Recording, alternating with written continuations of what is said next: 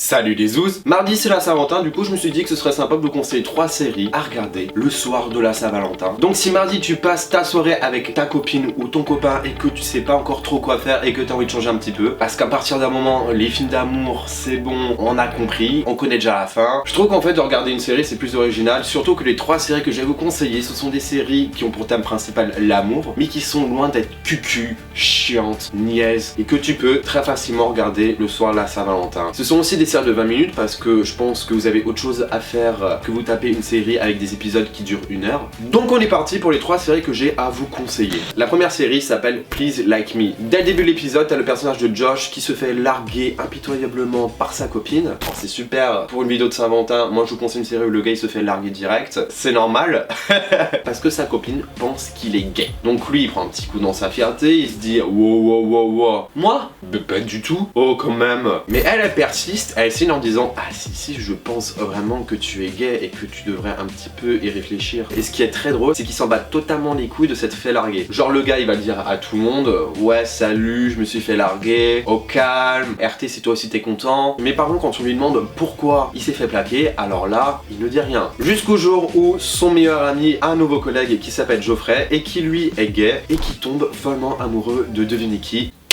Josh. Du coup le petit Geoffrey il fait un petit peu du rentre dedans au petit Josh et ce qui va se passer c'est qu'ils vont sortir ensemble et à partir de ce moment là la série est lancée et c'est vraiment trop drôle parce que d'un côté t'as son ex qui dit ah je l'avais dit. Et pour Josh, c'est tout nouveau pour lui de sortir avec un garçon. Du coup, il est genre juste hilarant. Il est hyper maladroit. T'as des situations mais vraiment super drôles. Donc je vous conseille vraiment cette série. Après, c'est pas non plus ma préférée des 3. Mais ça reste une bonne série à regarder où tu prends pas la tête et où tu rigoles. Donc voilà. Pour l'instant, il y a 4 saisons de 6 épisodes chacune. Donc ça se regarde vraiment très vite. On passe de suite à la deuxième série que j'ai à vous conseiller. Et là, c'est l'un de mes petits coups de cœur. C'est une série originale Netflix qui s'appelle Lovesick. Et en gros, tu sais le personnage de Dylan qui apprend dès le début qu'il a chopé une MST. Et ce qui se passe, c'est qu'il doit recontacter toutes ses ex pour leur dire salut, je t'ai peut-être refilé la chlamydia. Donc chaque épisode est centré sur une de ses ex et une de ses histoires d'amour où il va apprendre aux filles qu'il a une MST et du coup tu vois leur réaction et des fois c'est vraiment trop drôle. Et cette série est vraiment intéressante un petit peu dans la façon dont c'est construit parce que chaque épisode c'est un flashback et du coup tu comprends un petit peu certaines choses qui se passent dans le présent ou qui s'est passé ultérieurement etc. Enfin dit comme ça on a l'impression que c'est super compliqué mais pas du tout. Et ce qui est aussi vraiment cool dans cette série ce sont les personnages. Le personnage de Dylan il est vraiment assez touchant parce que ce qu'il vit c'est pas non plus très drôle mais il arrive quand même à garder la tête froide. D'un autre côté tu as Luke son meilleur ami, c'est un petit peu le personnage cliché du gars qui veut pécho toutes les filles. C'est un petit peu un Barney Stinson mais voilà ça marche. Mais vraiment mon coup de cœur dans cette série c'est le personnage de Evie. Je suis littéralement tombé amoureux d'elle et je pense que les fans de Misfits l'ont reconnu parce qu'il s'agit d'Alisha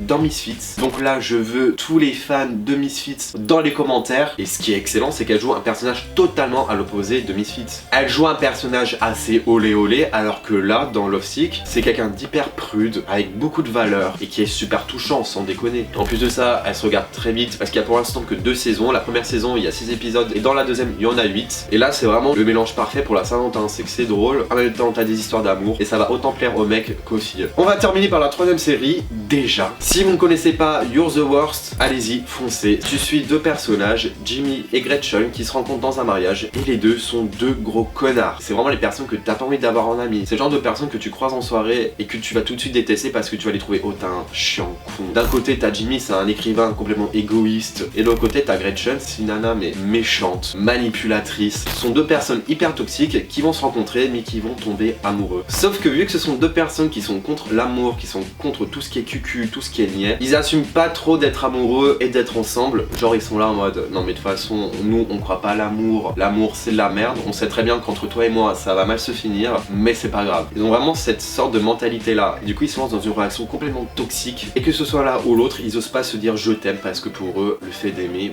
c'est impossible. Non je ne connais pas ce sentiment, je te montrerai jamais que je t'aime alors que pourtant quand tu lis l'image tu te dis mais putain les gars c'est bon on a compris vous êtes amoureux mais pour eux non c'est impossible. Ils sont capables de pas se voir pendant 2 mois juste parce qu'ils ont une petite fierté pour eux-mêmes en disant je ne t'aime pas, je peux très bien vivre sans toi. Et de toute façon le générique résume l'histoire en une seule phrase. I'm gonna leave you anyway. I'm gonna leave you anyway. Pour ceux qui n'ont pas compris, en gros, les paroles disent « Je vais te quitter quoi qu'il arrive ». Ça vous montre un petit peu le ton que donne la série. Et encore une fois, c'est vraiment trop drôle. Pour l'instant, il y a 3 saisons, la 4ème arrive courant 2017. Il y a entre 10 et 13 épisodes. Et le créateur de cette série qui s'appelle Stephen Falk a bossé pour 2 séries connues, Orange is the New Black et Weeds. Donc le gars, il a de la bouteille quand même. Et voilà pour les séries que j'ai à vous conseiller. J'espère qu'il y en a au moins une qui vous a donné envie. Et si t'es célibataire pour la Saint-Valentin, comme moi, tu peux tout de même regarder ces séries parce que, comme tu l'as vu et comme tu l'as remarqué, c'est loin d'être des histoires cucu. Et quant à moi, je vous dis à la prochaine pour une nouvelle vidéo avec la joie, la bonne humeur et le sourire parce que c'est très important. Et surtout, restez connectés.